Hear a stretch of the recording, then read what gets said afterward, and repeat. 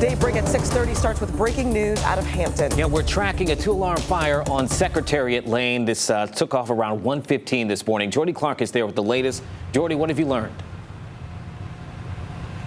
Good morning. So yes, as you can see, we still have crews on scene as they are now assessing that extensive damage from the fire. They were called here just before 1:30 and they saw flames shooting from this building behind me as well as the balcony. I'm going to step out of the way just so you can see a lot of that damage. Now the roof did collapse in. And the battalion chief, Anthony Chittum, tells us that the crews quickly called a second alarm to bring in more manpower as they worked to evacuate those residents.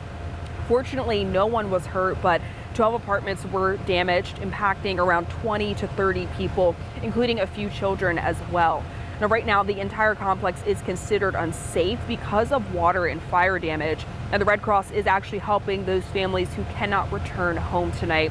We spoke to a few residents earlier just passing by who were neighbors and said that they heard the commotion and thankfully, of course, got out. But they are still keeping an eye on a few hot spots after, again, part of that ceiling collapsed. Now, earlier, they were not able to get fire crews in there because of the structural damage. But as you can see, they have now gone in and are starting to really look at that damage. Even the equipment that they have on top is actually taking aerial footage of all of that damage so they can kind of figure out what happened and see how much to rebuild as well.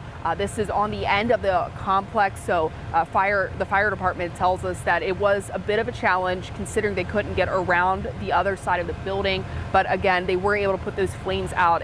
They said it took them about 40-ish minutes or so to deal with all of that and get those flames under control. Now, a cat is still unaccounted for and crews are still looking for that. But again, those families are safe. Everyone got out safely, but now it's just assessing all of that damage, as you can see. But we'll stay on scene and get any more updates that they provide throughout the morning. But for now, live in Hampton, Jordy Clark, 13 News Now.